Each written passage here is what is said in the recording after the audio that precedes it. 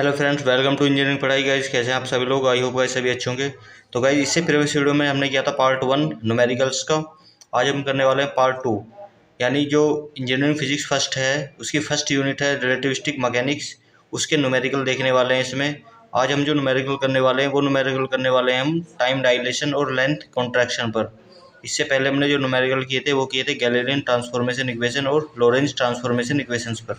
तो चलिए video start करते हैं। तो गाइज हमारा फर्स्ट क्वेश्चन आ जाता है, calculate the percentage contraction of a rod moving with velocity of 0.6 c speed of light in a direction incline at 30 degree to its own length.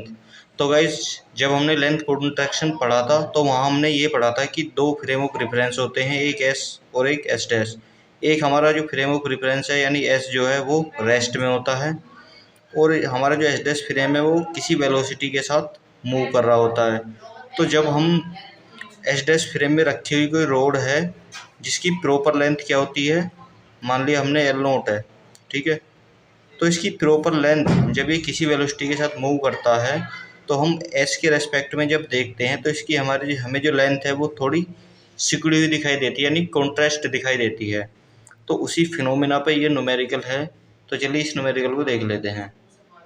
तो गाइस इसमें कहा गया है कि परसेंटेज कॉन्ट्रैक्शन फाइंड आउट करना है एक रोड का जो कि मूव हो रही है 0.6 c वेलोसिटी के साथ, जिस डायरेक्शन में वो इंक्लाइंड है उससे। यानी यहाँ पर हम एज्यूम कर लेते हैं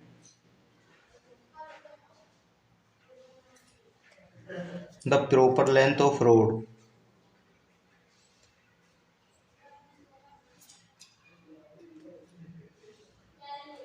इक्वल्स टू एल नोट। हमने यहाँ पर जो लेंथ की रोड की जो प्रॉपर लेंथ है वो यहाँ पर हमने एल नोट एज्यूम कर ली है प्रॉपर लेंथ। अब रोड की क्या है, एल नोट है। तो यहाँ पर हम देखते हैं एक फ्रेम ऑफ रेफरेंस हम यहाँ पर बना लेते हैं।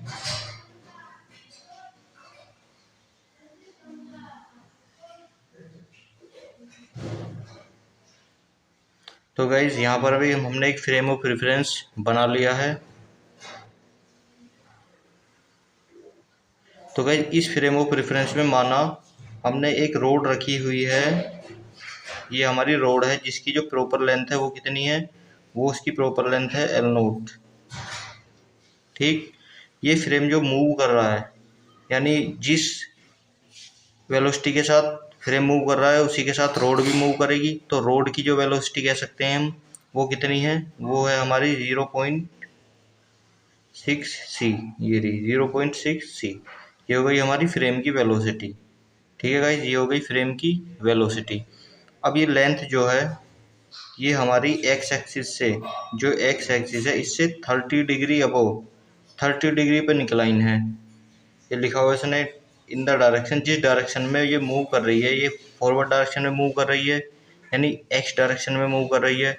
तो उसी डायरेक्शन से 30 डिग्री इंक्लाइन हमारी ये रोड रखी हुई है।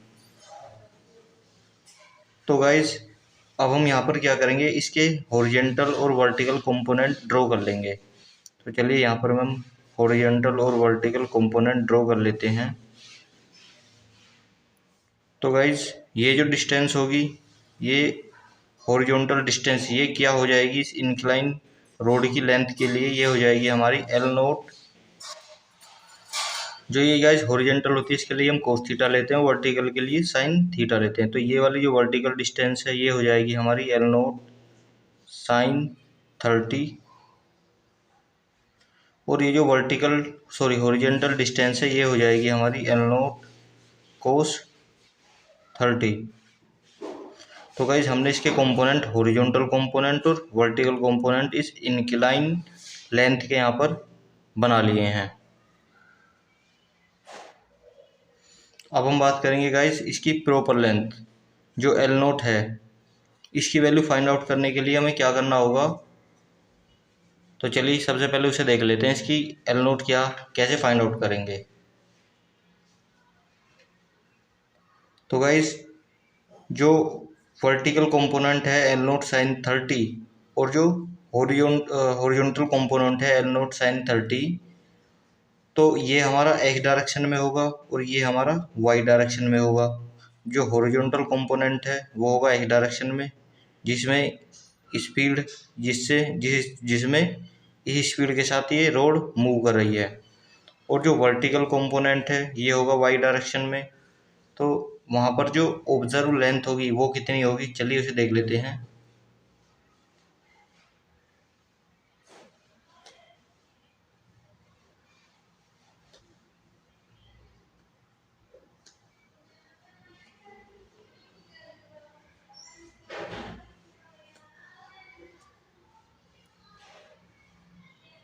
तो observe length along the direction of motion, यानी जिस डायरेक्शन में मोशन हो रहा है एक्स डायरेक्शन में, उसी डायरेक्शन में जो ऑब्जर्व लेंथ है जो इस रेस्ट फ्रेम से देखने पर हमें मिल रही है, क्योंकि ये जो इंक्लाइन रोड रखी हुई है ये एस डैश फ्रेम के अंदर रखी हुई है। तो हमें एस फ्रेम से देखने पर जो ऑब्जर्व लेंथ है किस डायरेक्शन में, इस वेलोसिटी वाली डायरेक्शन में, जिस डायरेक्शन में वेलोसिटी हो रही है, मोशन हो रहा है, वो कितनी होगी, वो होगी इसका हॉरिजॉन्टल कंपोनेंट, क्योंकि हॉरिजॉन्टल डायरेक्शन में ही वेलोसिटी में ही मूव कर रहा है ये फ्रेम। तो वो होगी हमारी एल नोट कोस 30। इसे हम इस तरह से दिखा सकते हैं, L X equals to L nought cos 30 under the root 1 minus V square upon C square. क्योंकि गाइज जो हमारी लेंथ कॉन्ट्रैक्शन का फॉर्मूला है वो हमारा फॉर्मूला है L equals to L nought under the root 1 minus V square upon C square. तो यहाँ पर एल नोट जो प्रॉपर लेंथ है वो क्या है, वो हमारी हॉरिजॉन्टल डायरेक्शन में लेंथ है। तो हॉरिजॉन्टल डायरेक्शन में कंपोनेंट क्या है, एल नोट कोस 30। तो यहाँ पर एल नोट की जगह पर हम एल नोट कोस 30 रख देंगे। तो चलिए इसे आगे सोल्व कर लेते हैं। तो गाइस एक्स डायरेक्शन में जो लेंथ आ जाएगी वो आ जाएगी हमारी L nought cos 30 under the root 1 minus, अब गाइस वी वेलोसिटी क्या है, वेलोसिटी हमारी 0.6 सी है। तो हम इसे यहाँ पर लिख देंगे 0.6 सी इसका whole square upon C square. अब गाइस यहाँ पर सी स्क्वायर जब इसका होल स्क्वायर ओपन करेंगे तो सी स्क्वायर से सी स्क्वायर कैंसिल आउट हो जाएगा और ये अंदर हमारे पास बचेगा L nought cos 30 under the root 1 minus 0.6 square. Guys जब इस टर्म को हम सोल्व कर लेंगे तो हमारे पास एल नोट की तो कोई वैल्यू नहीं है, ये तो प्रॉपर लेंथ है तो ये एल नोट ही रहेगी। और इस टर्म की वैल्यू जब हम यहाँ पर पुट कर देंगे तो हमारे पास जो आंसर आ जाएगा वो आ जाएगा 0.7 एल नोट। तो यहाँ पर एक्स डायरेक्शन का जो कंपोनेंट था जो ऑब्जर्व किया था वो हमारा निकल कर आ गया है 0.7 एल नोट। तो गाइज ये तो इक्वेशन हो गई हमारी फर्स्ट, क्योंकि ये जो हमारी लेंथ आई है ये हमारी एक्स डायरेक्शन में जो फैक्टर था इस एल नोट का हॉरिजॉन्टल वो निकल कर आ गया है 0.7 एल नोट, क्योंकि जो मोशन था वो एक्स डायरेक्शन में ही हो रहा था इस रोड का। अब देखते हैं वर्टिकल डायरेक्शन में, यानी एल वाई। वर्टिकल डायरेक्शन में मोशन तो नहीं हो रहा, तो वहाँ पर क्या है, वेलोसिटी ज़ीरो होगी, ये वेलोसिटी क्या हो जाएगी, ज़ीरो। तो उस केस में क्या होगा, तो चलिए इसे कर देते हैं, length observe in Y direction.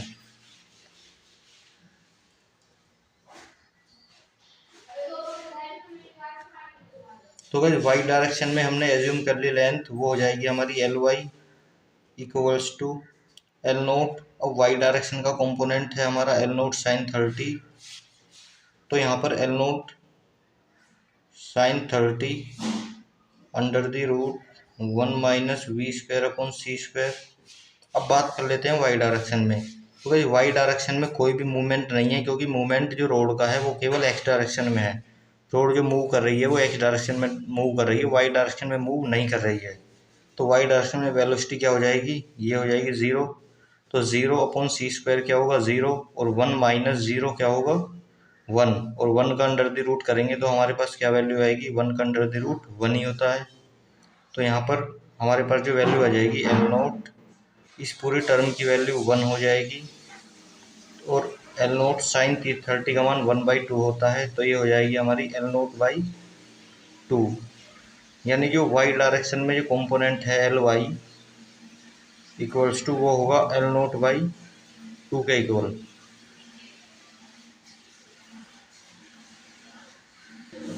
तो गाइस जब लेंथ हम यहाँ से फाइंड आउट कर लेंगे, लेंथ ऑफ मूविंग रोड, यानी स्टेशनरी फ्रेम से देखने पर अब हमें लेंथ फाइनली पता चल जाएगी, क्योंकि हमारी हॉरिजॉन्टल और वर्टिकल कंपोनेंट निकल कर आ चुके हैं। तो वो हम एज्यूम कर लेंगे एल इक्वल्स टू वो होती है हमारी under the root L X square plus L Y square, यानी हॉरिजॉन्टल कंपोनेंट और वर्टिकल कंपोनेंट का स्क्वायर का एडिशन। तो चलिए यहाँ पर एल एक्स और एल वाई की वैल्यू पुट कर देते हैं। तो गाइस एल एक्स की वैल्यू 0.7 एल नोट है और एल वाई की value L nought by two है। तो ये दोनों वैल्यू वहाँ पर पुट कर देंगे तो हमारी लेंथ निकल कर आ जाएगी, ऑब्जर्व लेंथ। तो गाइस यहाँ पर हमारी इक्वेशन हो जाएगी L equals to under the root, और एल एक्स की जगह हम 0.7 एल नोट इसका स्क्वायर प्लस एल वाई की जगह पर एल नोट बाई टू इसका स्क्वायर यहाँ पर ये पुट कर देंगे।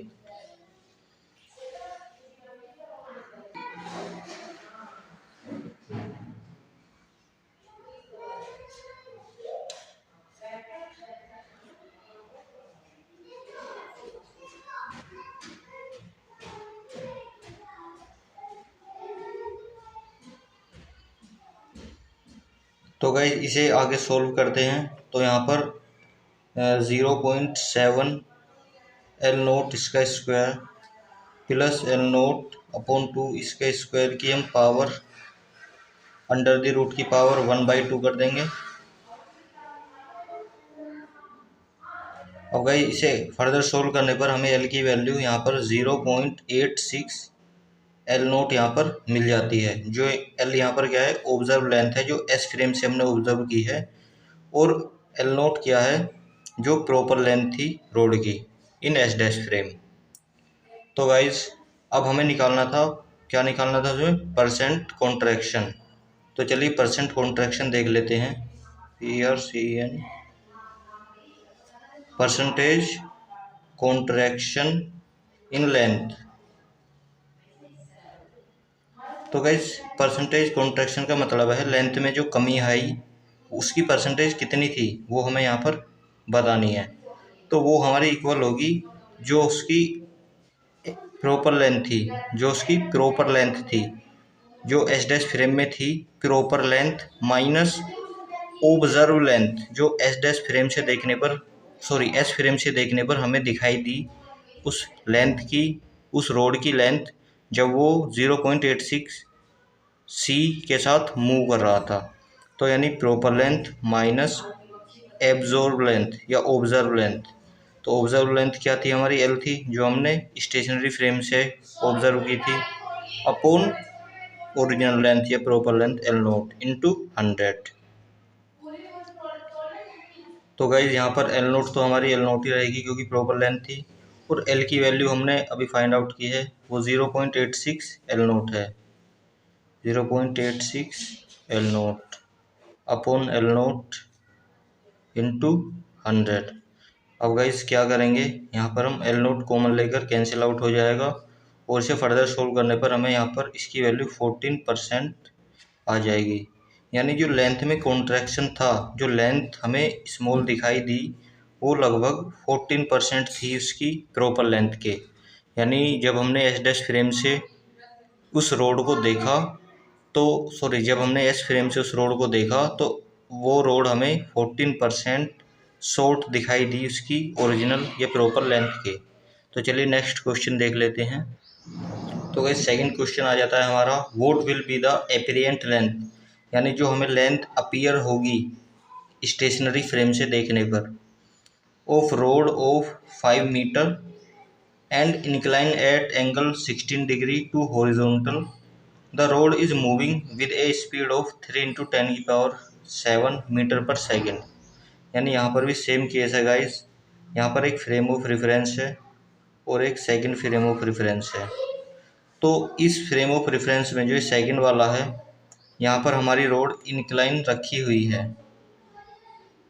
इंक्लाइन रोड रखी हुई है वो है गाइज हमारी इस हॉरिजॉन्टल सरफेस से 16 डिग्री पर। कितने डिग्री पर? 16 डिग्री पर, 16 डिग्री पर, ठीक है।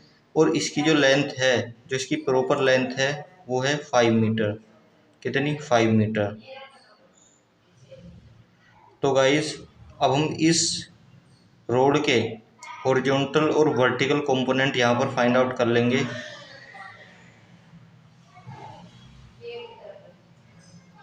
तो गाइस ये 16 डिग्री पर इंक्लाइन है, तो इसका ये हॉरिजॉन्टल कंपोनेंट वो क्या हो जाएगा? वो हो जाएगा गाइस हमारा एल नोट। एल नोट क्या है? 5। तो 5 कोस 60 डिग्री, और जो इसका वर्टिकल कंपोनेंट है वो हो जाएगा हमारा एल नोट यानी 5 साइन 60 डिग्री। तो ये गाइस एक फ्रेम ऑफ रेफरेंस है।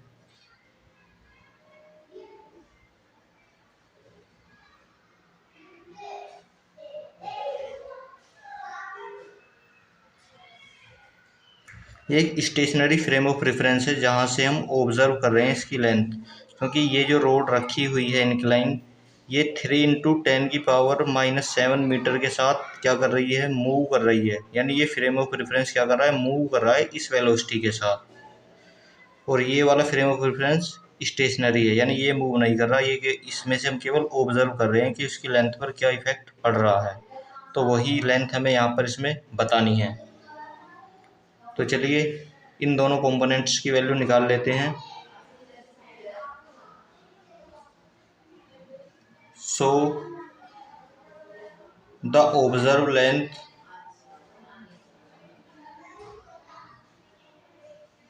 इन एक्स डायरेक्शन। तो गाइस एक्स डायरेक्शन में जो लेंथ ऑब्जर्व होगी वो क्या होगी? तो चलिए वो देख लेते हैं। एल एक्स यहाँ पर हम उसे दे देते हैं नाम। एल एक्स इक्वल्स टू, जो यहाँ से ऑब्जर्व कर रहा है, केवल एक्स डायरेक्शन में जो लेंथ होगी उस रोड की जो इंक्लाइन है वो कितनी होगी? वो होगी हमारी L nought under the root 1 - v² / c²। ये फॉर्मूला होता है गाइस, इसमें लेंथ कॉन्ट्रैक्शन में हमने ये फॉर्मूला ड्राइव किया था। तो इस फॉर्मूले में क्या करेंगे अब हम? एल नोट की वैल्यू क्या होगी? किसके लिए? हॉरिजॉन्टल कंपोनेंट के लिए, जिस डायरेक्शन में जो वेलोसिटी है, जिस वेलोसिटी के साथ मूव कर रहा है फ्रेम। तो हॉरिजॉन्टल कंपोनेंट के लिए क्या फैक्टर होगा?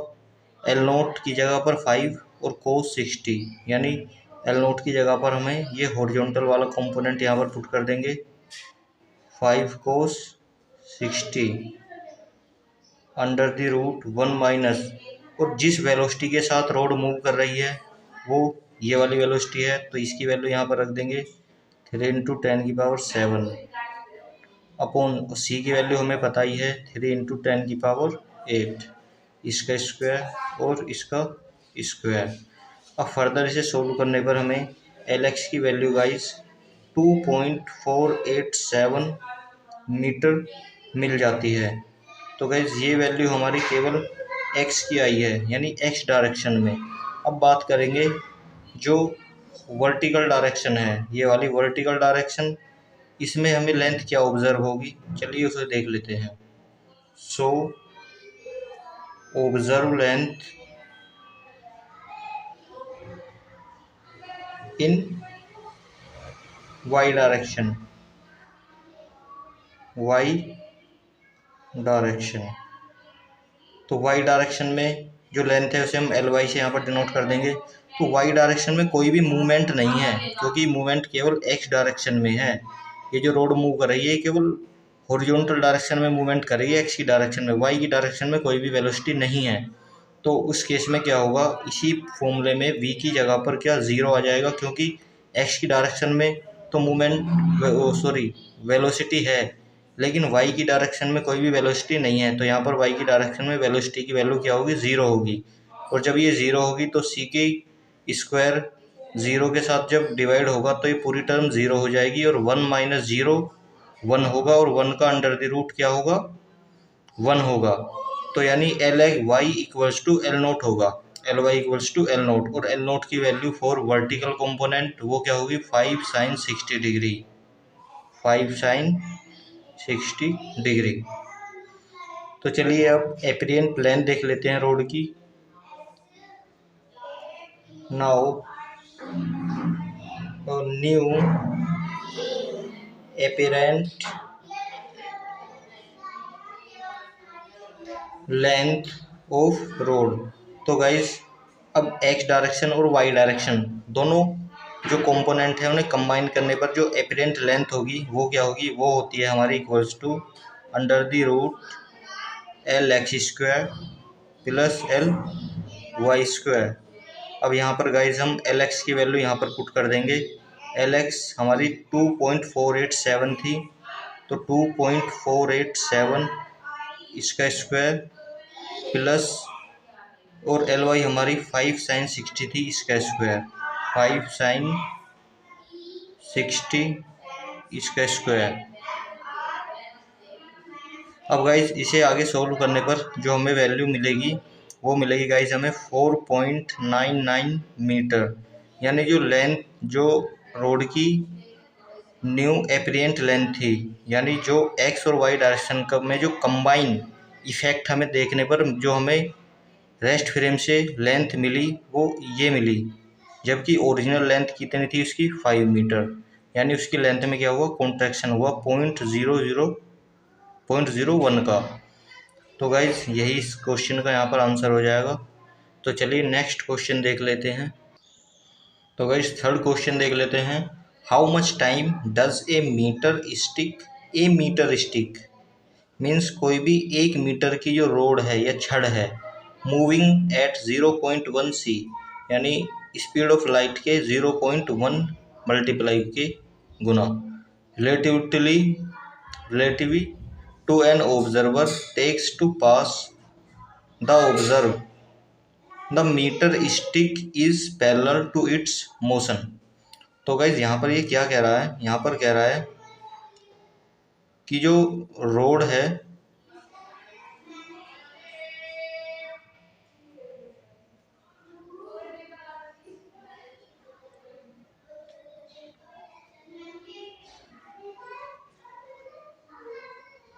यानी ये हमारा रेस्ट फ्रेम है और ये हमारा मूविंग फ्रेम है जो इस वेलोसिटी के साथ क्या कर रहा है, मूव कर रहा है, क्योंकि रोड यहीं पर रखी हुई है तो रोड की वेलोसिटी के साथ ही ये मूव कर रहा है, यानी हम कह सकते हैं रोड ही इस वेलोसिटी के साथ मूव कर रही है। तो रोड जो रखी हुई है जो इसका मूवमेंट है वो इस डायरेक्शन में है, यानी एक्स डायरेक्शन में, किस वेलोसिटी के साथ, वेलोसिटी इक्वल्स टू 0.1 सी। इस वेलोसिटी के साथ रोड मूव कर रही है। 1 मीटर की रोड है, यानी रोड की जो लेंथ है वो कितनी है, 1 मीटर। तो जो प्रॉपर लेंथ है जो हम एल नोट कंसिडर करते हैं, एल नोट इक्वल्स टू वो कितनी है, 1 मीटर। ये रोड है गाइस, इसकी जो प्रॉपर लेंथ है वो कितनी है, 1 मीटर।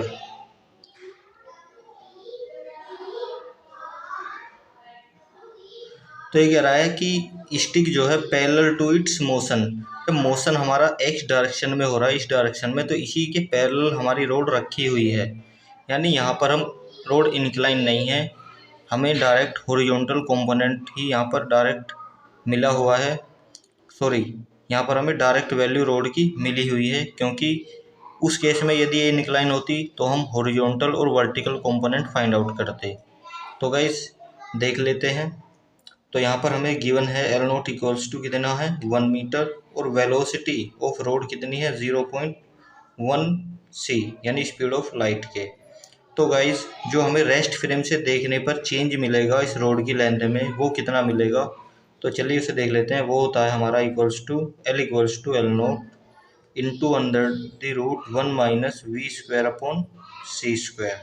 अब गाइस एल की वैल्यू यानी रेस्ट फ्रेम से देखने पर जो लेंथ हमें मिलेगी, यानी ये क्या है, ऑब्जर्व लेंथ, क्या है ये, observe length from rest frame equals to L note की वैल्यू क्या है गाइस हमारे पास, एल नोट की वैल्यू हमारे पास 1 है, into under the root 1 minus V की वैल्यू कितनी है, वी की वैल्यू हमारे पास 0.1 इंटू सी है, या इसे हम डायरेक्ट भी लिख सकते हैं 0.1 सी इसका स्क्वायर अपॉन सी का स्क्वायर।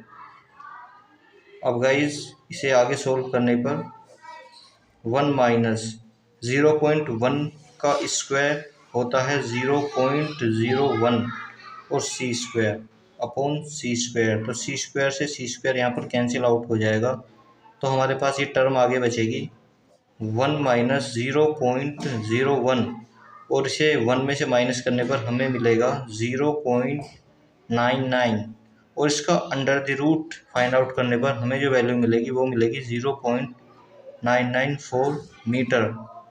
तो गाइस जो उसकी ऑब्जर्व लेंथ है वो आ गई है L equals to observe length L equals to 0.994 metre.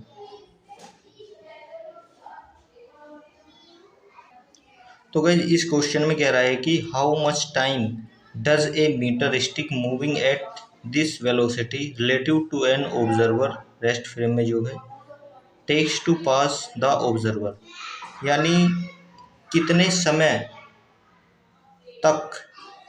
समय तक ये जो ऑब्जर्व लेंथ है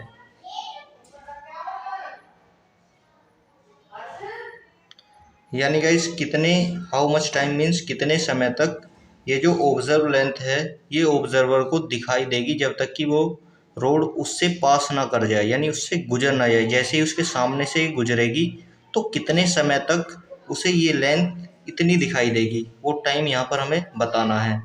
तो टाइम हमें पता है, टाइम क्या होता है, टाइम इक्वल्स टू डिस्टेंस यानी लेंथ अपॉन वेलोसिटी v।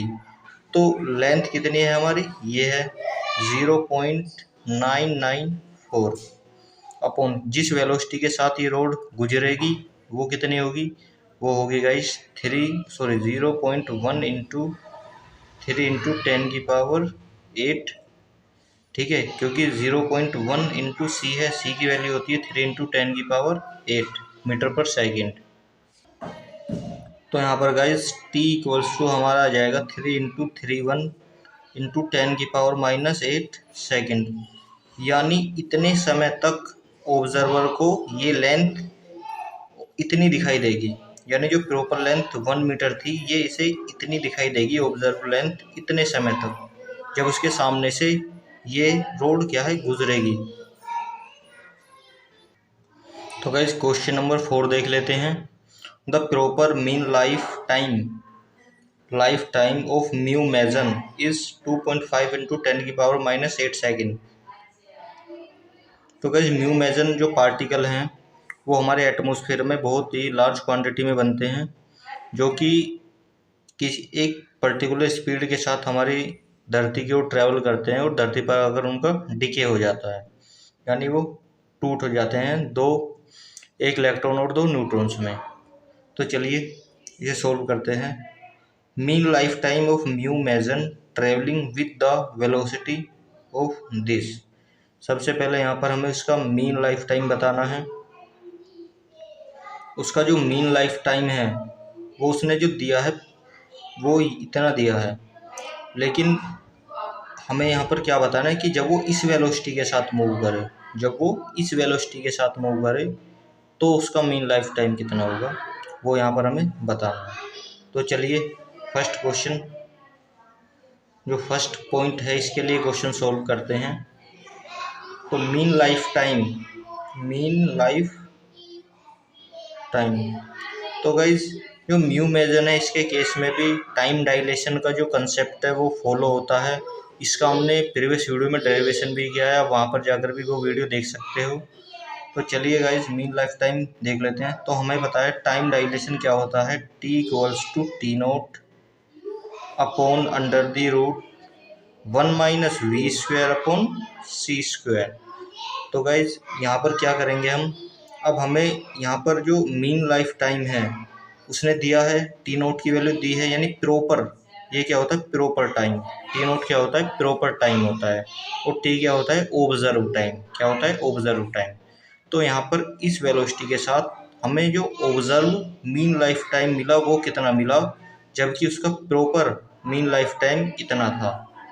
तो चलिए ये वैल्यू पुट कर देते हैं। T0 की जगह पर proper mean life time put कर देंगे 2.5 × 10⁻⁸ upon under the root 1 minus, अब v की जगह पर हम वेलोसिटी, ये वाली वेलोसिटी पुट कर देंगे 2.4 इंटू 10⁸ अपॉन, और c की जगह पर सॉरी इसका स्क्वायर अपॉन 3 इंटू 10⁸ इसका स्क्वायर। तो गाइस इन वैल्यूज को आगे सोल्व करने पर हमें जो वैल्यू मिलेगी वो मिलेगी 2.5 इंटू 10⁸ अपॉन 0.6, और इसे फर्दर सोल्व करने पर हमें जो वैल्यू इसकी फाइनल मिल जाती है वो मिलती है हमें 4.17 इंटू 10⁻⁻8 सेकेंड। तो गाइज ये उसका मीन लाइफ टाइम आ गया है, मीन लाइफ टाइम 4.17 इंटू 10⁻⁻7। ये गाइज उस केस में है जब जो रिलेटिविस्टिक इफेक्ट उसमें हमें मिल रहा है विद रिलेटिविस्टिक इफेक्ट। गाइज ये जो मीन लाइफ टाइम आया हमारा, ये आया विद रिलेटिविस्टिक इफेक्ट, क्योंकि यहाँ पर हमने रिलेटिविस्टिक इफेक्ट के लिए जो वेलोसिटी लिए प्रॉपर मीन लाइफ टाइम लिया है, तो ये हमारा किसके लिए आएगा, विद रिलेटिविस्टिक इफेक्ट के साथ। अब सेकंड क्वेश्चन देख लेते हैं। The distance travelled by this mu meson during one mean life time, जो उसने डिस्टेंस ट्रेवल की इस लाइफ टाइम में, वन मीन कहा है ना उसने, उसकी जो मीन लाइफ टाइम अभी हमने फाइंड आउट किया है, इस लाइफ टाइम में जो उसने डिस्टेंस ट्रेवल की वो बतानी है किस वेलोसिटी के साथ, इस वेलोसिटी के साथ, अपनी मीन लाइफ टाइम वाली ही वेलोसिटी के साथ जो उसने डिस्टेंस ट्रेवल की वो कितनी की वो यहाँ पर बतानी है। तो चलिए वो देख लेते हैं। द डिस्टेंस ट्रेवल्ड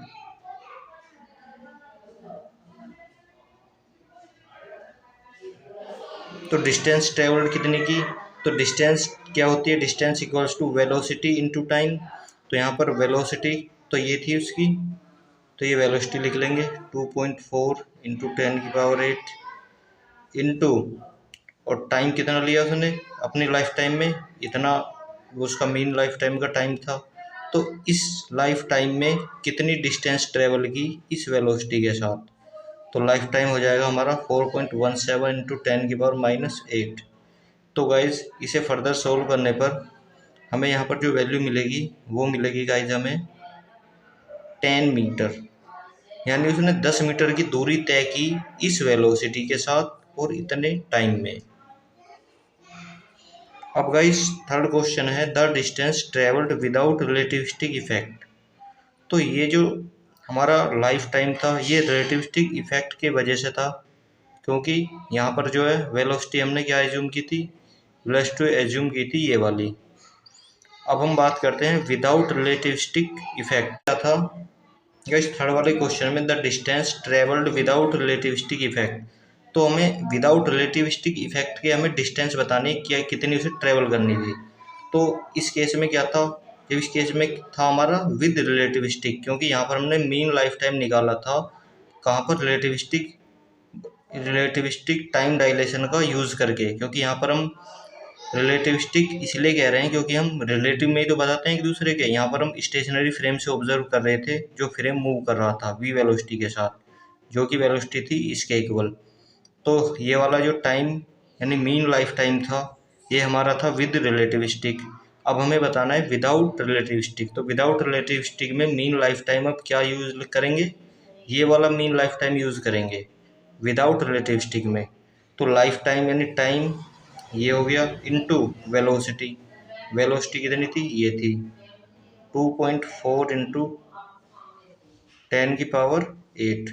तो गाइस जब इनकी हम मल्टीप्लाई करते हैं तो हमें वैल्यू मिलती है 6 मीटर, यानी विदाउट रिलेटिविस्टिक हम फाइंड आउट कर रहे हैं तो हमें 6 मीटर डिस्टेंस मिली, और विद रिलेटिविस्टिक फाइंड आउट कर रहे हैं तो हमें 10 मीटर की डिस्टेंस यहाँ पर उसने ट्रैवल की।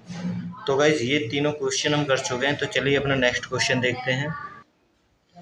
The half life of a particular particle as measured in the laboratory comes out to be 4 into 10⁻⁻8 second when its speed is 0.8 second and this, यानी दो स्पीड यहाँ पर उसने दी हैं। when its speed is this, यानी यहाँ पर उसने हमें 3 स्पीड दी हैं, और उसका जो हाल्फ लाइफ टाइम है वो दिया है 4.0 इंटू 10⁻⁻8 सेकेंड। तो हमें पता है टाइम इंटरवल क्या होता है, तो हमें पता है वो होता है टाइम इंटरवल इन मोशन, यानी जो टाइम डायलेशन है वो क्या होता है, वो होता है T equals to T nought upon under the root 1 minus V square upon C square. यहाँ पर टी नोट क्या होता है, टी नोट हमारा होता है, टी नोट क्या होता है, प्रॉपर टाइम। क्या होता है, प्रॉपर टाइम। तो गाइस अब हमें यहाँ पर क्या करना है, प्रॉपर हाफ लाइफ टाइम यहाँ पर बताना है ऑफ ए पर्टिकुलर पार्टिकल के लिए। तो प्रॉपर हाफ लाइफ टाइम क्या हो जाएगा पार्टिकल का, the proper half life time of particle is given by. तो गाइज अब प्रॉपर टाइम तो ये है, तो इसी की वैल्यू हमें यहाँ पर निकालनी है। तो टी नोट क्या हो जाएगा, ये वाली टर्म इधर जाकर इसके साथ मल्टीप्लाई हो जाएगी।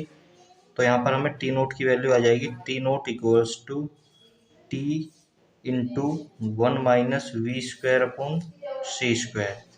तो गाइज इसमें उसने यहाँ पर हमें 3 केसेस दिए हैं। तो फर्स्ट केस में देख लेते हैं, जब टाइम कितना हो, इतना हो, और व्हेन वेलोसिटी कितनी हो, इतनी हो। यानी इसके 3 केस हम यहाँ पर बना लेंगे। तो फर्स्ट देख लेते हैं, when T equals to 4.0 into 10 की पावर 8 सेकेंड, 4.0 इंटू 10 की power minus 8 second, and speed यानी वेलोसिटी कितनी है 0.8 सी। तो यहाँ पर फिर फाइंड आउट करेंगे कि प्रॉपर टाइम क्या होगा। तो ये दोनों वैल्यू, टी की वैल्यू और वी की वैल्यू, इस इक्वेशन में रखने पर प्रॉपर टाइम यहाँ से निकाल लेंगे। तो टी इक्वल्स टू 4.0, टी की जगह पर ये value, into under the root 1 minus V की जगह पर ये वैल्यू 0.8 सी, इसका पूरे का whole square upon C square equals to 4.0 into under the root 1 minus 0.8 का square C square upon C square. तो ये टर्म कैंसिल आउट हो जाएगी और इसकी वैल्यू आ जाएगी हमारे पास 2.4 इंटू 10 की पावर माइनस 8 सेकेंड। तो गाइज ये वैल्यू हमारे पास आ गई है 2.4 इंटू 10 की पावर माइनस 8 सेकेंड। जब केस फर्स्ट था, जब स्पीड टाइम इतने था और स्पीड इतनी थी। अब केस सेकंड देखते हैं इसमें, जब टाइम तो यही था लेकिन स्पीड क्या थी, ये थी। तो गाइज यहाँ पर देख रहे हैं कि प्रॉपर टाइम जो है, यानी टी नोट वो गाइज हमारा वेलोसिटी के किसी भी वेरिएबल मतलब इंडिपेंडेंट है, यानी वेलोसिटी का कोई भी मल्टीपल इसके साथ नहीं है। टाइम के साथ वेलोसिटी का कोई भी मल्टीपल नहीं है। तो जो प्रॉपर हाफ लाइफ टाइम वो क्या होगा, वो भी इंडिपेंडेंट होगा इससे, वेलोसिटी से। तो as proper half life is independent of velocity. तो अब इसके केस में हम यहाँ पर प्रॉपर टाइम निकाल लेंगे। तो गाइज वो कितना हो जाएगा, ऑब्जर्व टाइम निकाल लेंगे। तो वो कितना हो जाएगा, T equals to T nought upon under the root 1 minus V square upon C square. तो गाइज इस केस में टी नोट की वैल्यू तो अभी हमने फाइंड आउट की है। टी नोट की वैल्यू क्या है, ये वाली। तो ये वैल्यू अब यहाँ पर रख देंगे, 2.4 इंटू 10 की power minus 8 second upon under the root 1 minus V square upon C square. इस केस में क्या है गाइज, यहाँ पर v की वैल्यू, स्पीड इज 0.6 सी, यानी अब हम क्या करेंगे, v की वैल्यू 0.6 सी यहाँ पर पुट कर देंगे।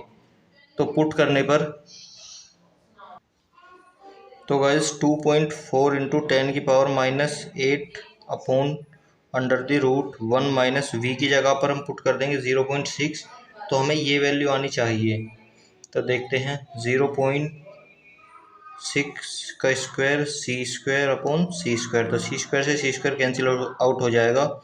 और जब हम इसको फर्दर सोल्व करेंगे तो हमें ये वैल्यू मिलेगी 3 × 10⁻⁸ सेकेंड, जो कि हमारी एक्चुअल ऑब्जर्वेशन है। क्या है? Actual observation. तो एक्चुअल ऑब्जर्वेशन हमारी ये इसके इक्वल आई है। Thus, the variation of half life of given particle is due to relative time dilation। तो हम कह सकते हैं कि जो हाल्फ लाइफ टाइम है किसी भी पार्टिकल का, वो उसमें वेरिएशन होता है किसकी वजह से? टाइम डायलेशन की वजह से। तो गाइस क्वेश्चन नंबर 6 देख लेते हैं। At what speed should a clock be moved so that it may appear to lose 1 minute. किस स्पीड पर जो क्लॉक है वो मूव करनी चाहिए कि उसका जो अपीयर टाइम है, जो यानी रेस्ट फ्रेम से देखने पर अपीयर टाइम है, वो 1 मिनट कम मिले 1 घंटे में। तो चलिए देखते हैं। तो हम मान लेते हैं कि रेस्ट क्लॉक जो है वो समय ले रही है, takes 60 minute for T time interval. यानी यहाँ पर सेम वही केस है। यहाँ पर दो हम फ्रेम ऑफ रेफरेंस बना लेंगे।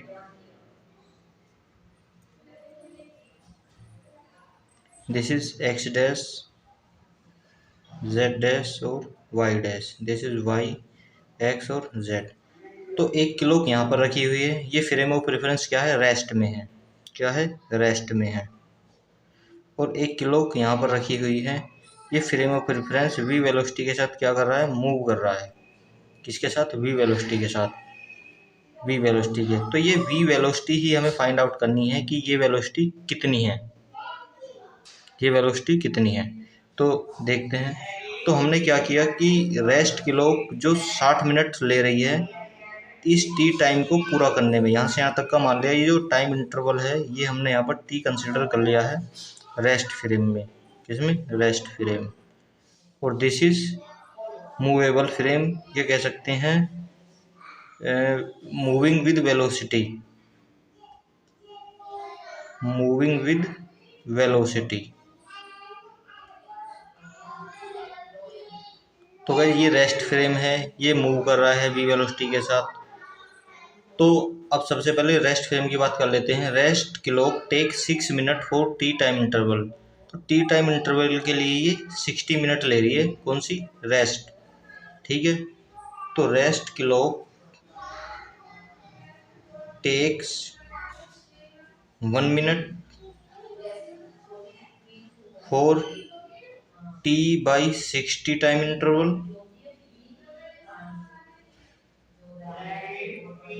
यानी जब रेस्ट जो 60 मिनट ले रही थी, 60 मिनट किसके कितना? टी टाइम इंटरवल को कंप्लीट करने में।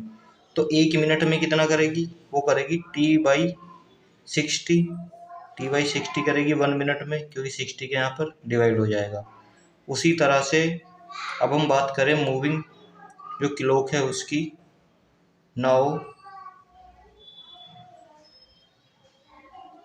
मूविंग क्लॉक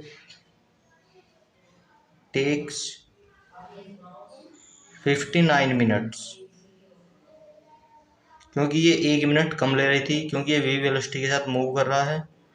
तो 59 minutes for same time T. यानी टी टाइम इंटरवल के लिए रेस्ट फ्रेम वाले ले रही थी 60 मिनट, ये ले रही है 59 यानी 59 मिनट। तो 1 मिनट में कितना लेगी? यानी 59 मिनट में ये टी टाइम इंटरवल पूरा कर रही है। तो 1 मिनट में कितना टाइम इंटरवल पूरा करेगी? तो ये करेगी T/59। तो अगर मैं टाइम डायलेशन फॉर्मूले की बात करूं, now from time dilation formula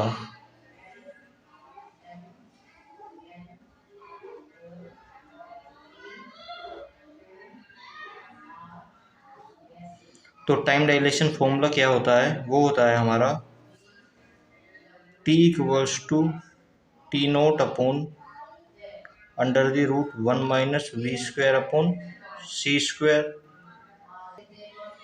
तो यहाँ पर टी जो है वो रेस्ट फ्रेम का टाइम था, यानी रेस्ट फ्रेम से ऑब्जर्व करने पर जो टाइम हमें पता चलता है, रेस्ट फ्रेम से जो ऑब्जर्व करते हैं वो मूविंग फ्रेम का करते हैं। किसका? मूविंग फ्रेम का।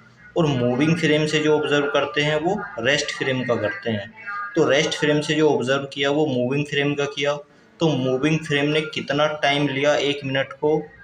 तो टी टाइम इंटरवल कंप्लीट करने में 1 मिनट में, 1 मिनट में इसने लिया किसमें? रेस्ट फ्रेम से देखने पर कौन से? मूविंग फ्रेम ने कितना लिया? t/59। तो यहाँ पर t की जगह रख देंगे t/59 इक्वल्स टू।